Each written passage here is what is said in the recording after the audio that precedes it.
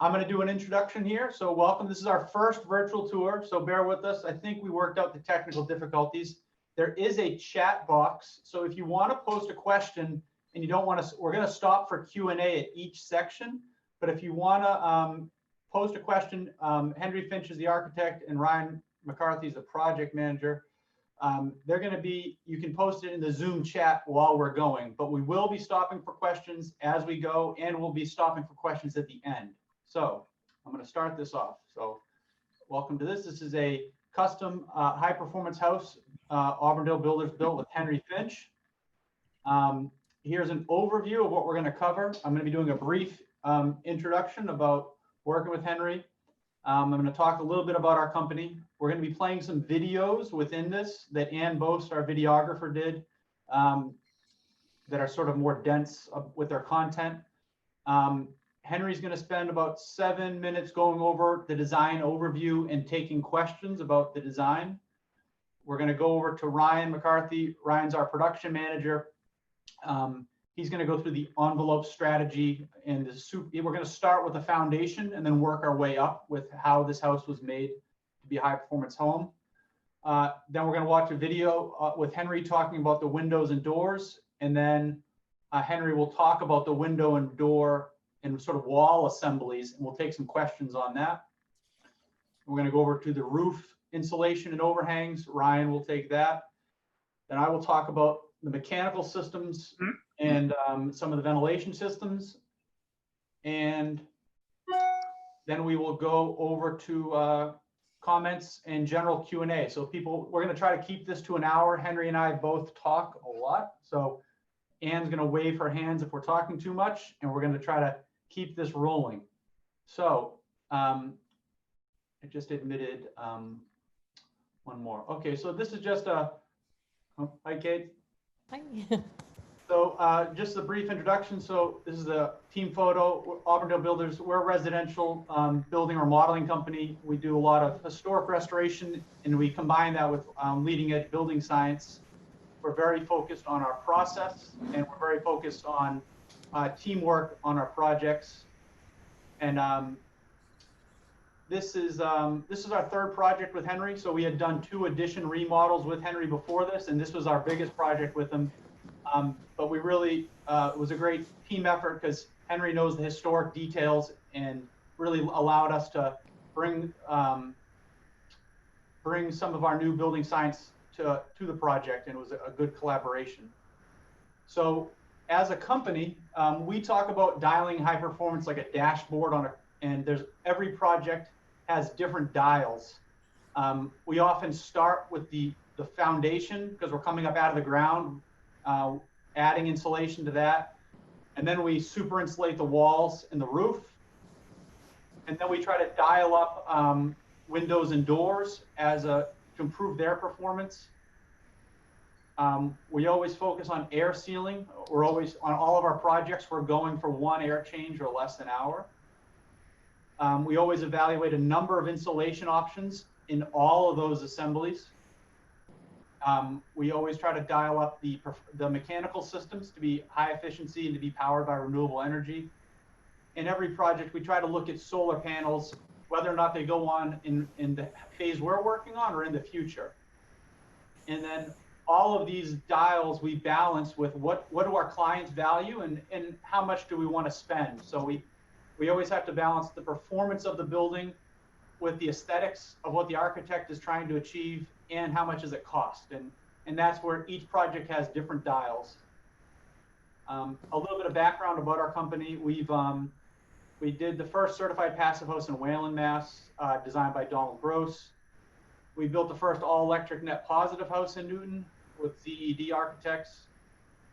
We built the first certified passive commercial office in Newton with Jack Sinnott, and we are currently working on a net zero passive house in Weston that should be the first passive house there. We're working on a net zero home in Belmont, and we are working on a passive house retrofit in Newton. So this is really the focus of our company. Our project team for this project, Henry brought the project to us because we'd worked with them before. Lindsay Bentis was the interior designer. She worked with Henry and us and the clients to pick out a lot of the interiors. This tour won't focus a lot on the interiors. We're hoping to do a second tour in the springtime about all the beautiful stuff that her and Henry and the clients picked out. But you can check out Lindsay's website here. On the Auburndale Builders side, Ryan McCarthy was on this call. Ryan was the production manager. Richard Dupree, who's not on this call, but Richard was the project manager. He was basically on site every day working with the trades. He was the lead carpenter. And I'm the general manager, so I'm really helping just to facilitate the team, but I'm not on site every day. So I just put a good photo of Richard because you're not going to see him on the call today. And this is our trade contractor team. So our projects are all very teamwork oriented. They're very complicated, very custom. And so I wanted to give credit to all of the trades who worked on this job. And if people have questions or want the contact info for these trades, we're happy to refer them. They make our work possible, and we want to give them credit for that. I'm not going to read through all these, but you can send me an email or Ryan an email. We'll send you the contact info for these trades because they're great. Okay, I'm going to play a video here that's going to for Henry, and then Henry's going to take the next section. So Henry, after this video, you're up.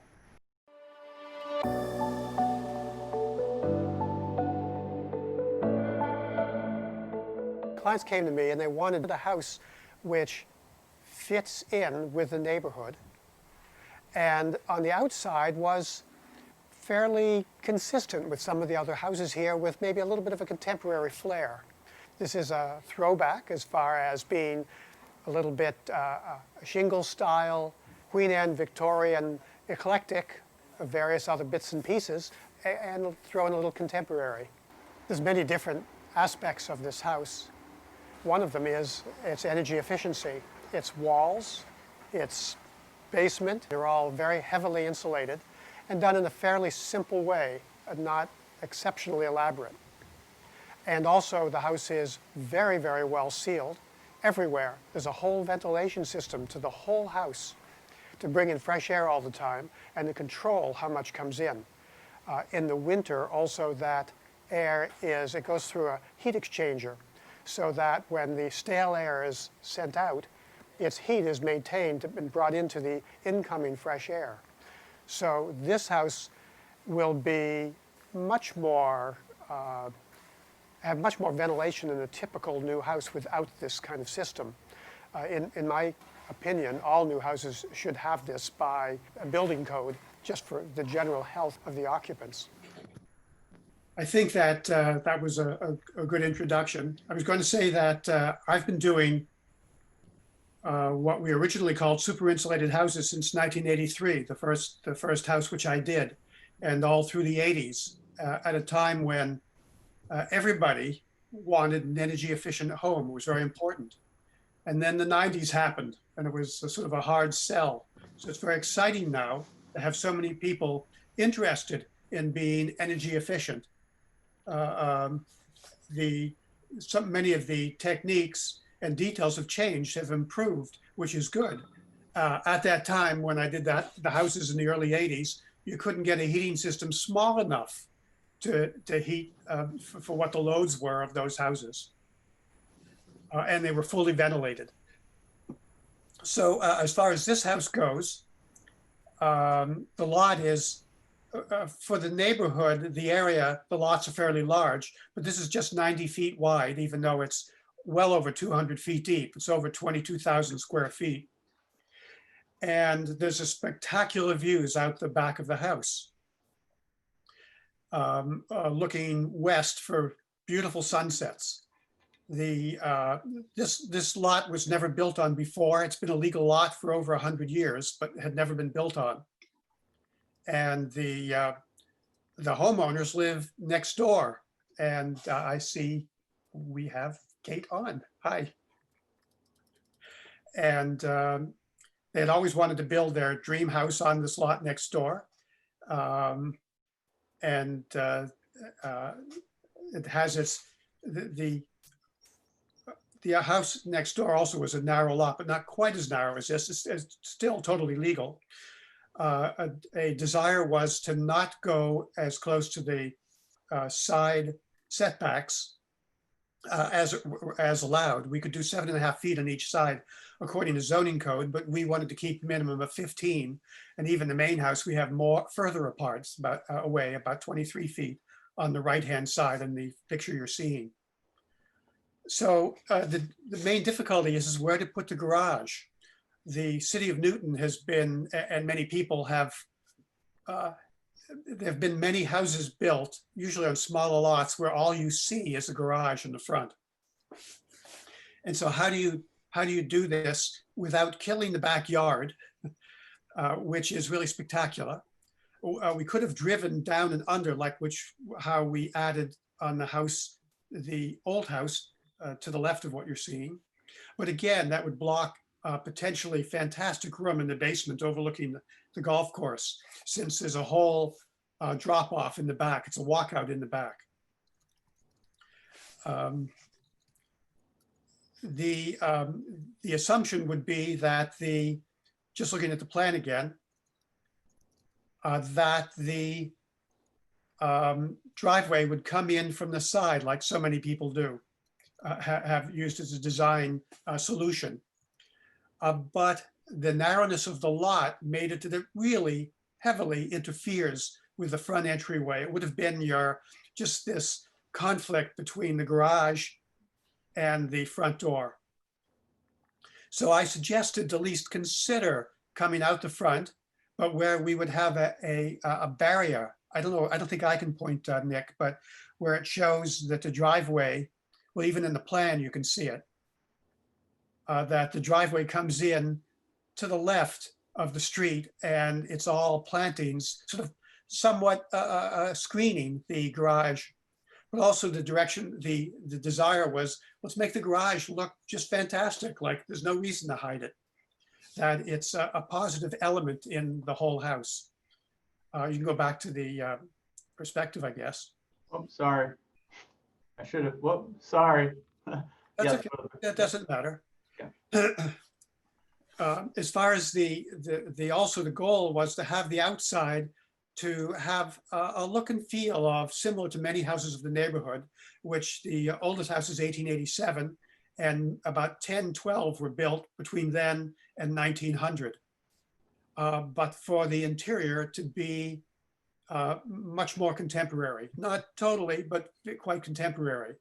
Lindsay Bentis was a great asset in carrying that out, in sort of a look and feel to balance that fairly contemporary inside. Henry, we should keep working our way around the building a little bit here. Okay.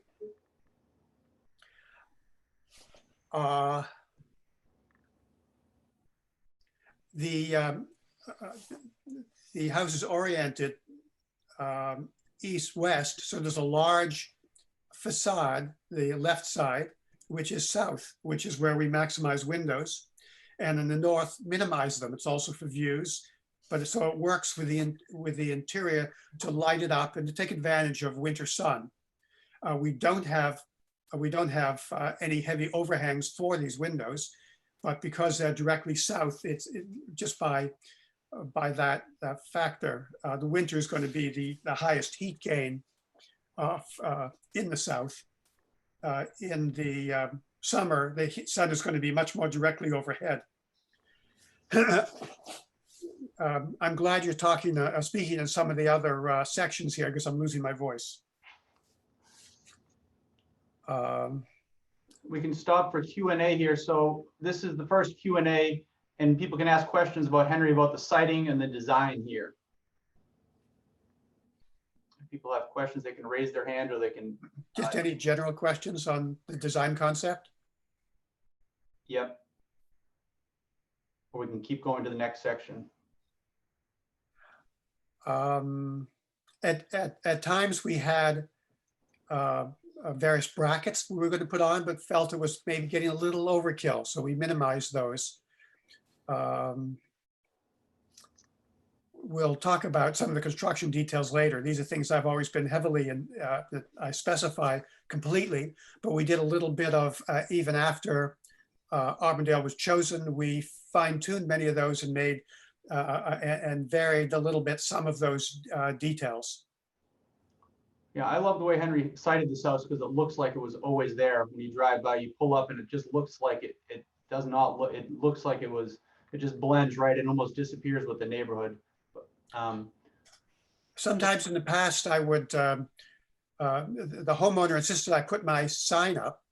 I really haven't done that much because I want to get usually opinions from people. I can't ask anybody if they know I'm the architect, but I didn't have to do anything. People contacted me saying how much they love this. So it was very nice. If they didn't like it, they obviously wouldn't have contacted me. And this is almost all of the neighbors. It's a pretty busy street, and people are often walking for the neighborhood. And never have I been on a job site where more people stopped and said to us how beautiful the house was. And never had that experience. We told them we designed it. just kidding. Okay, let's go. I tell them that I'm Henry Finch. Okay, go to the next section. Okay, thanks, Henry. Sure. Yeah, so we got involved after Henry had done the majority of the design, the beautiful design of the house. He let us get involved in managing and detailing the building envelope. So how we were going to make this an airtight building, how we were going to try to add extra insulation and build it beyond the code.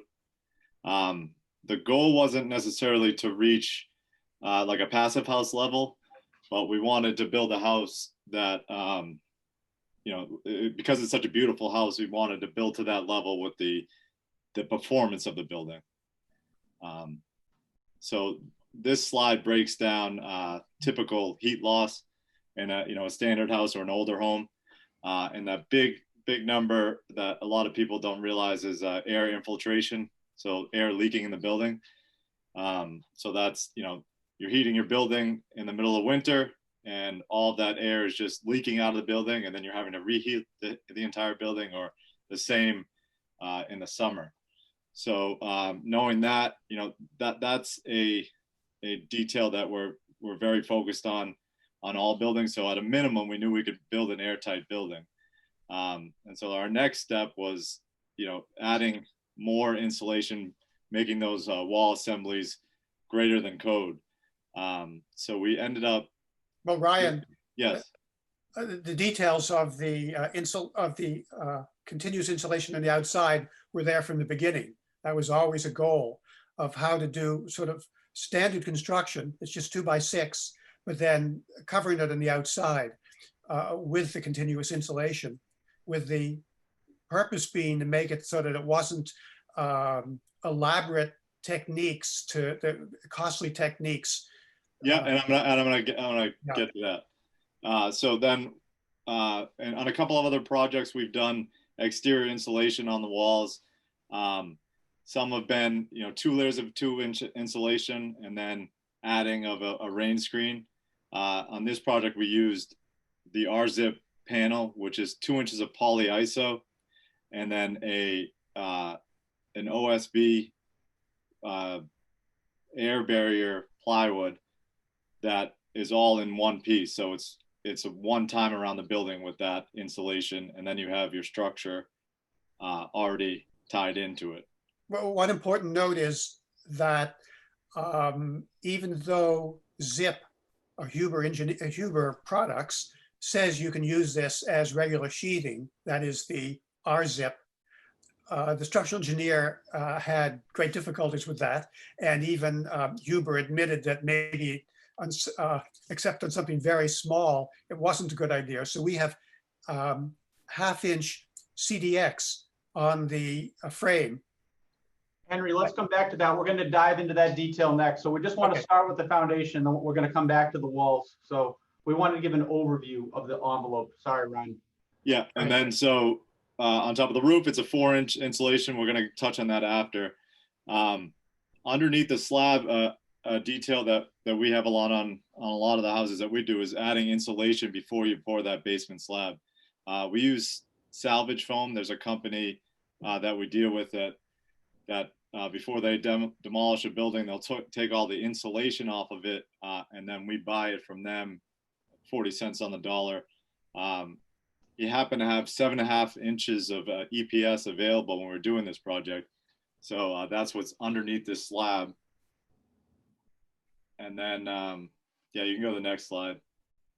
Before we installed our insulation, we did a sub-slab drainage system with a pump, make sure that all the water that could potentially come up through the slab migrates out of the building or can be pumped out of the building. And then we tied in our radon system to that water system. So this is just a photo of the guys installing the 7.5 inches of the EPS. Again, all salvage foam. So, that we prevented that from ending up in a landfill or not being used somewhere else. And it goes underneath the slab so it doesn't have to look pretty. And then on top of that insulation, before we pour the slab, we did this Stego Air Barrier. So we're completely airtight underneath the slab. All of the columns or any plumbing is tightly wrapped, so no air can come up underneath any cracks in the slab. That's not really an air leaking location, but anyway.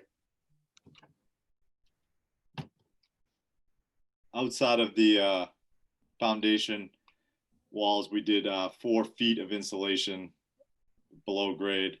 That was an area where we have a shelf system in our framing, our floor framing system. So there's not a lot of insulation in that area. So we added 2 inches on the outside. And then the rest of the basement insulation, this section doesn't really represent the rest of the walls, but we did rigid insulation because it was a little bit tight in that area to fit this stairway. But we have 2 inches of rock salt and then another 2 inches of this rigid here. The rest of the basement had 2 inches of rock salt against the foundation wall. And then we had a 2x4 wall in front of that. And that was filled with dense packed cellulose. So we'll stop for Q&A here. So we're going to go through this cycle on each. We'll show some pictures and then we'll stop on the section that we started with if people have questions. Anyone have questions for Ryan on the basement assemblies? I do. I did notice the radon mitigation system. Do you find that you're doing that pretty much in every house with radon since the house is so tight? Absolutely, yeah. And it's an easy time to do it when we do the drainage system. So we just tie right into that. And if there's a question from Bev about the heat chart, or the pie chart, the heat loss pie chart, where I think we've got that from a ZED presentation. Ryan, where did ZED get that from? Do you know? No, but I've seen it before. I think it might be from the Department of Energy. It's a standard one. I think yeah. And Bev's question was, is that pie chart of energy, is that just the Northeast? I think it's a generic one for the country. Yeah. It obviously varies by your climate zone, and California is going to be different than Minnesota. But in general, those are general guidelines. Okay, I'm going to go on to the next section. Any other questions before we move on from this?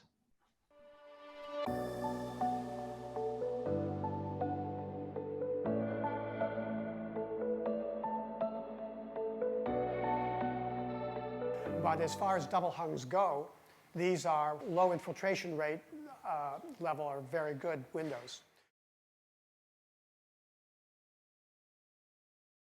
As you can see in this area by the piano, these are all casements, and all casements are almost always much tighter than all double hungs. So we have a combination of both types of windows here because the homeowner very much wanted a lot of double hungs because of the aesthetic. I even suggested that we make the double hungs casements, having them just look like double hungs, but he wasn't interested. But this still will perform very, very well, and the testing proved that.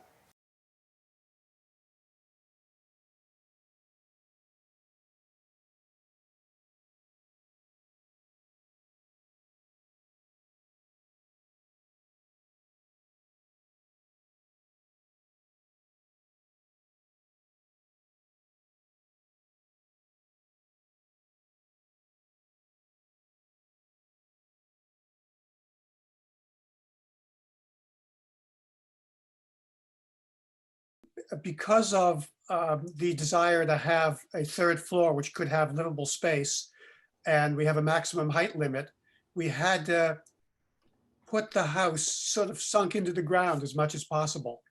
And to do that, that's the reason for the first floor shelf, which you see detail. So the grade, you just see a DE on this drawing, on this one, on the one I added, I thought it had that, is only about a little over a foot below the top of the first floor. This is a common detail which is used, but a lot of the house is done this way, the front and the two sides. The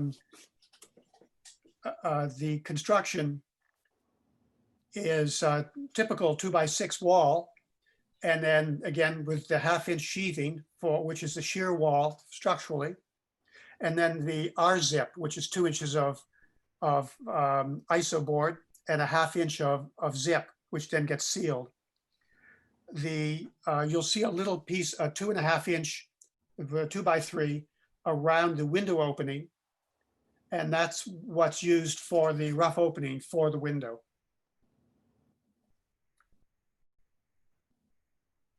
Why Marvin? Well, Marvin is obviously a very good window, and its infiltration rates for its double hung are about as good as you can get.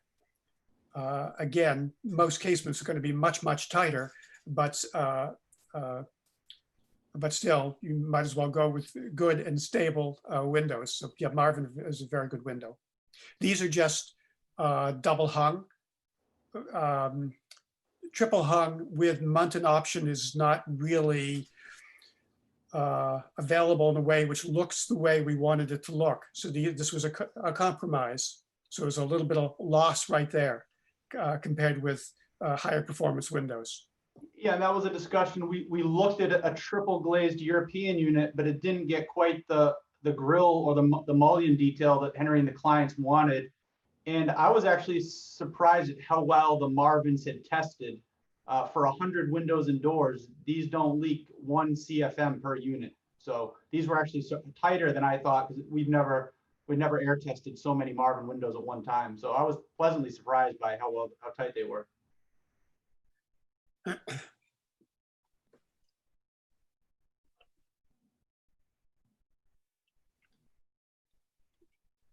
Henry, right. It says it right there. The R-zip is used on the walls. Their specifications make it clear you do not use it on the roof. And the main reason for that is they were assuming people were using it as also the structural shear part of the roof. But by adding, we added 1/2 inch, was it 1/2 or 5/8 inch? I don't remember now, sheathing on the roof. So it's structurally sound. And then again, to get the right moisture point, we used 4 inches of foam on the roof.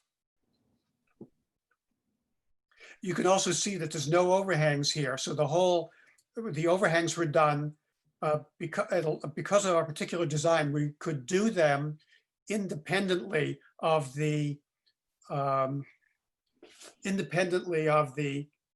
continuous foam around the whole roof. This photo is good, showing the 4 inches on the roof and the 2 inches on the wall. Note also, though, that there's the sheathing both on the rafters and on the walls.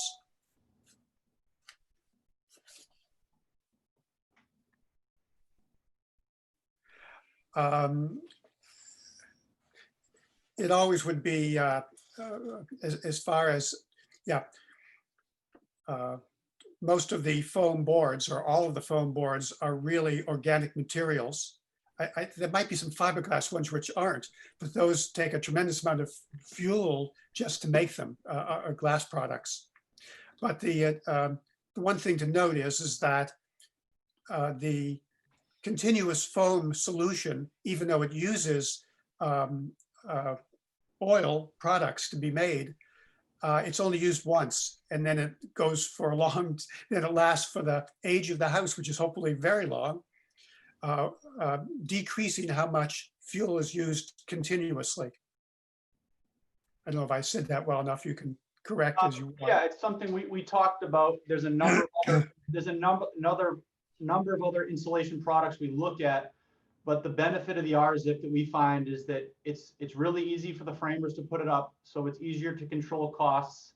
And when we look at a lot of the other high performance assemblies we're doing, they're very complicated and they drive the labor rates up really high, and it's hard to balance performance and cost. And so on this project, we use some salvage foam and some R-Zip. Yeah, the R-Zip's a really sturdy material too. You know, we've done other projects with exterior insulation, and then when we go to wrap the building or finish the siding or add another layer for the rain screen, we end up having to make adjustments because some of the other foams or the rock sills are not rigid enough. Yeah, and so this house has shingles, as you can see, and so the R-Zip forms a good base to attach the shingles onto. Henry, do you want to talk about the Cedar Breather?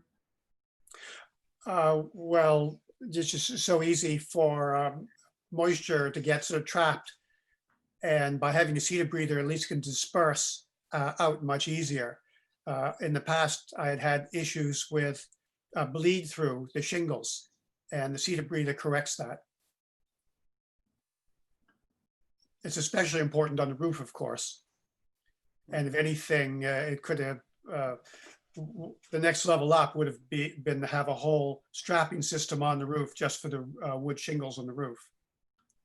Okay, that's a good segue. So Ryan, we're on to your section for the roofs now. Yeah, so another aesthetic of the building is these deep roof overhangs and eaves. Some of the overhangs are as deep as 3 feet. So we actually assembled parts of those eaves and overhangs on the ground and then bolted them to the building. And then, for example, this section, we made a template and cut all those on the ground and then added them onto the building after we insulated the walls and the roof. So the building was completely airtight and insulated. And then rather than traditional roof overhangs where the roof itself are the overhangs and the eaves, these are bolted on after, and that allows us to have a much better insulated building and no loss of air leakage around the eaves. That's always a weak point. Sorry, I scrolled ahead. Ryan, do you want me to stay on this slide or go to the next one? You can go to the next one now. You skipped ahead to 2. Yeah. So on the roof, there's actually 4 inches of insulation. We used a polyiso as that first layer, went through the whole building, taped all the seams, and then the second layer underneath the cedar shingles is a layer of that R-Zip that we use on the walls. So that's our air barrier, weather and air barrier. And this is just a couple of photos of the finished eaves and overhangs. Well, yeah, not completely finished. They're in construction. Yeah. Yeah. You can go to the next one. The whole building is a cedar roof. That was done by Don Ledger from Ledger Construction. That again has a little bit thicker Cedar Breather underneath it, and all copper used for the flashings and the gutters as well.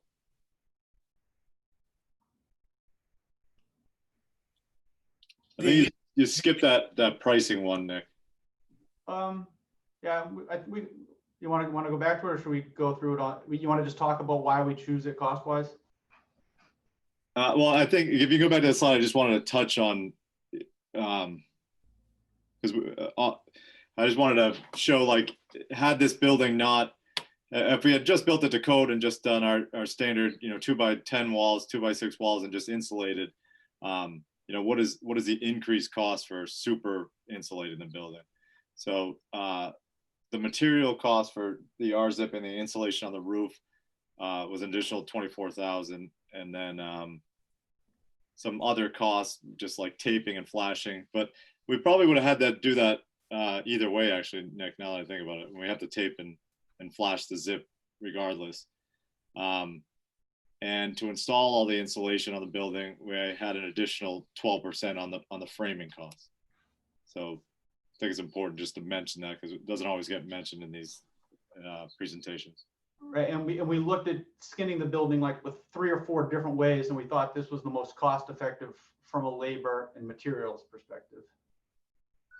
Right, because we looked at wood fiber, we looked at Gutex, Stego, mineral wool. We looked at a lot of options, and they were more labor intensive and not as high R value. Right. So, okay. Any questions for Ryan on the roof assembly and eave overhang details, or for Henry? The slope of the roof, the client asked for the swoop, and it actually made it in some ways easier to do this detail where the roof and the wall continuous insulation was continuous. Any questions? I have a question about the wall construction. I'm wondering, when you put the continuous insulation outside 2 inches, have you did any energy modeling to understand where is the dew point in the wall section? The way I look at it, it's the rigid insulation is encased between the structural sheathing and the zip sheathing. And I'm Yes. wondering if that would trap any moisture there, if there's any condensation in that area. The dew point is such that it's warm enough on the surface on the sheathing on the 2x6 wall that it's warm enough that it won't condense water. It's also breathable toward the inside. I see. I don't have the numbers available, but for this climate, 2 inches would be the minimum with this percentage of insulation in the wall and the continuous insulation, and 4 inches was required on the roof because, again, there's more of insulation in the 2x10 rafters. I don't have the numbers with me, but it's a proportion. So They're both similar. yeah, Mahmoud, we've run these models on other projects, and the general rule in our climate is that 30% of the total R value needs to be exterior in order to keep that sheathing dry enough to dry to the interior. So the R12 on the exterior of the 2x6 wall is more than 30% of that total R value. And so we feel that's it's warm enough to dry it to the interior. That's the reason for the 2 inches on the walls and the 4 inches on the roof, and why 2 inches on the roof would have been taking a chance. Right. Okay. Thank you. Okay. Any other questions on this? Okay, I'm going to go to the next section. So I'm going to talk about we have an airtight building, and with this envelope, so you can see this blue line here. That's our continuous air barrier. So we've made this building very tight. We've reduced the amount of air leakage, and now we can reduce the heating and cooling loads.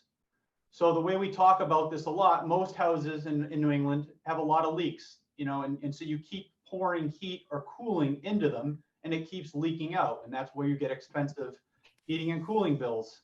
So, here's a graph on the right that shows, air leaks in around the foundation and it leaks out around the attic and the eaves, and that causes drafts, and drafts are what make people uncomfortable. It causes thermal discomfort.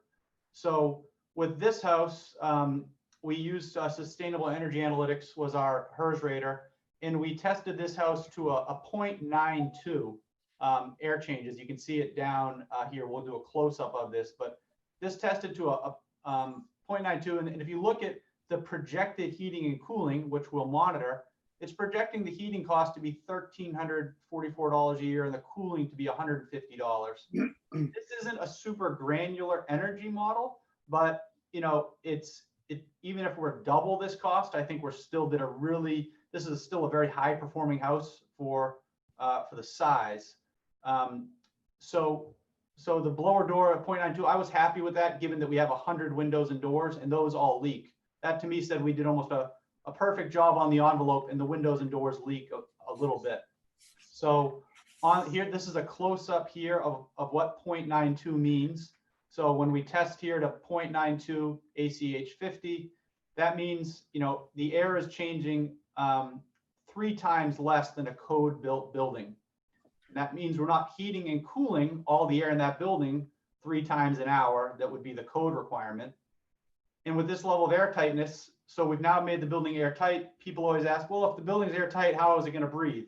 So this building has mechanical lungs that we call energy recovery ventilators. And those bring in fresh air to all the living spaces. And then we have heat pumps, which are heating and cooling. So in this building, the ventilation system is separate from the cooling system, the heating and cooling system. And so we're always bringing in fresh air to the building, even when we're not heating or cooling it. Okay. I want to add that this was an important part of the houses done in the early 80s. But then when the sort of the mainstream people got interested, mainstream contractors, builders got interested in doing high efficiency houses, they said, oh, we can save if we don't put in the ventilation system. And that gave the whole direction of high efficiency houses a bad name. These people who really were taking shortcuts. Yeah, so I'm going to play this short video, but this explains a little bit about how the heat pumps work.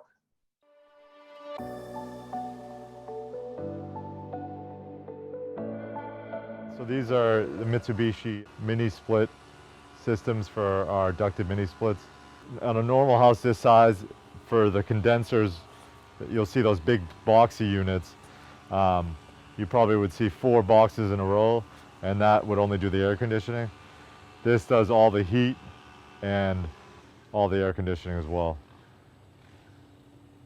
They're completely electric with a heat pump, and they take the heat out of the air, and the fan sends it over the coil and heats up the cooling element, and that's what heats the unit, and then does the opposite in the summer.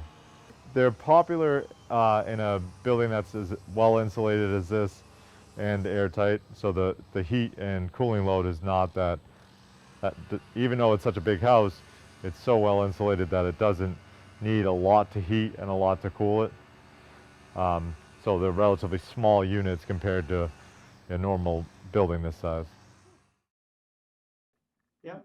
Yeah, so I'm going to come back to those. So a few other elect components. So this house has ducted mini splits, and then it has energy recovery ventilators. So these are the lungs of the building, and these are bringing in fresh air from the outside. So, you know, if it's in the middle of the winter, it might bring in 0-degree air. And as it's expiring the stale air from the inside, it's using the energy. If it's 70 inside and 0 outside, it's using the core of that. The air actually never touches. They don't cross-contaminate. So you're bringing in fresh air, but it exchanges the heat through that.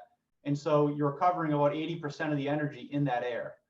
And so this house has a Minute Air Pentacare 12. We're going to cover in the next slide. That's in the basement. And then we have a Renew Air for the 2nd and 3rd floors.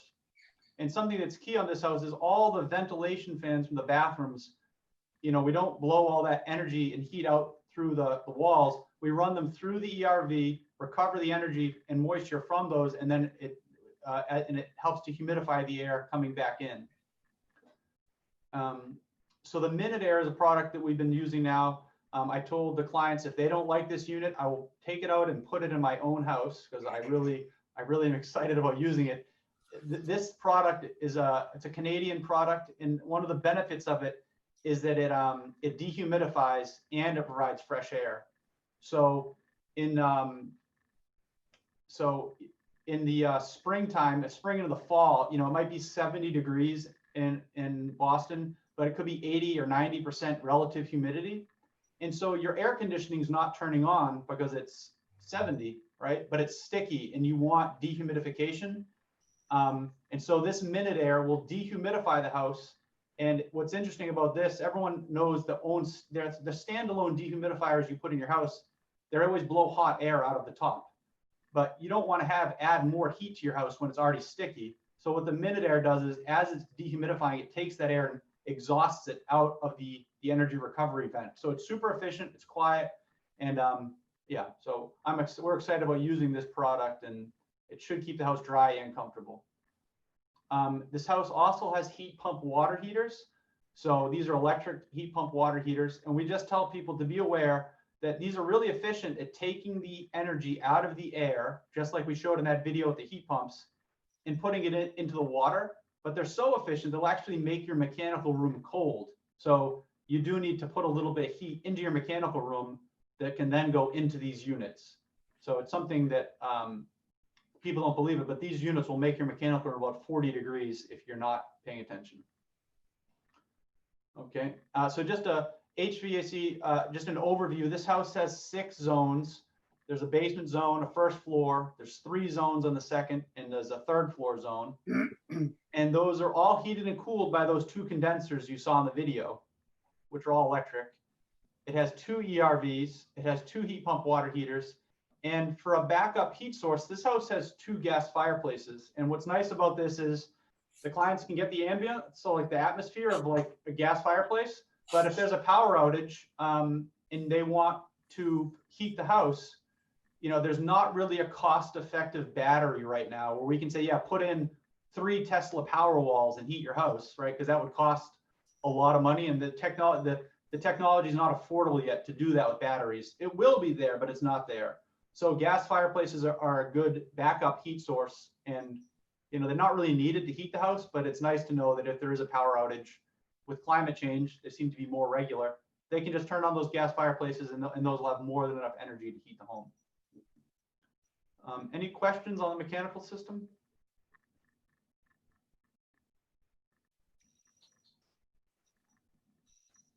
Okay, we're tracking on time, believe it or not. Henry, it's a miracle. So we would like to say thank you for participating. There's some contact info here for us, for Henry. Ann Boast was the videographer who helped put together these videos. If you want to reach out to her, she's been great to work with. We're going to spend, if people want to stay on, there's a few more slides, but we definitely would appreciate your feedback. This is our first virtual tour, so I'd like to thank our clients for letting us use their house to showcase what we're doing here. And we have a few extra slides, so feel free to stay on. This is being recorded, so we can share this with other people if they didn't get to attend. So thank you. Yep, Nick, before everybody jumps off, there were a couple of questions in the chat.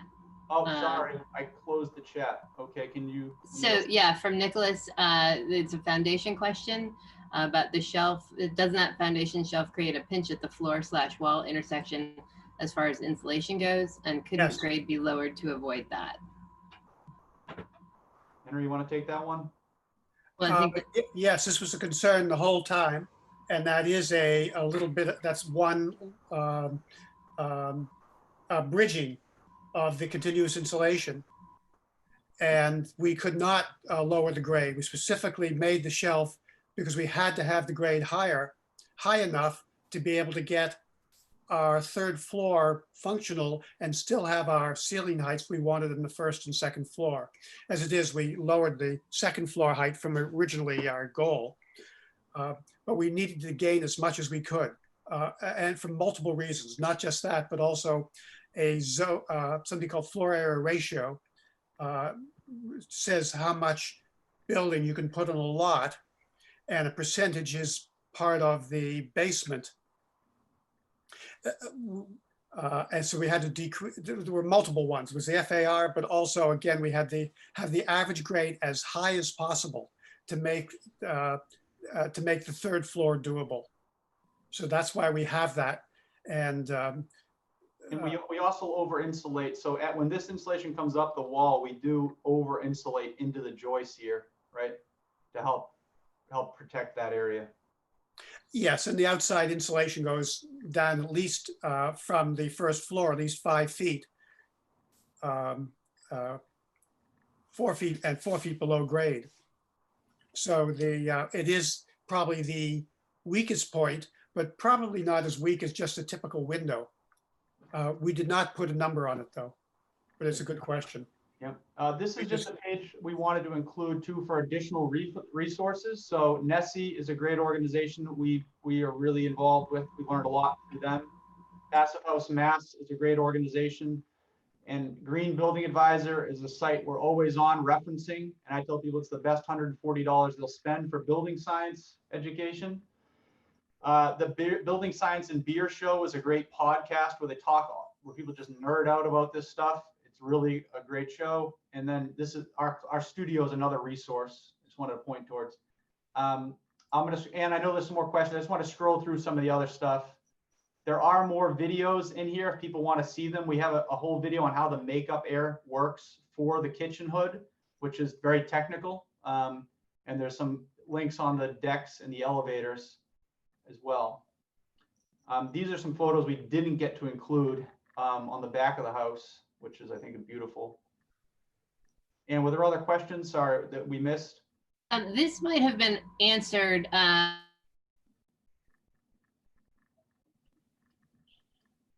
You cut out there, Ann. I see another question from Nicholas Palucci. It looks like the continuous air barrier line went through the concrete foundation. Is that really continuous or is it overlapping? Ryan, you want to take that one? Can you hear me, Nick? Yeah, go ahead, Henry. The continuous barrier really just has to seal to the concrete. There's not going to be really air leakage around the basement slab and the basement wall.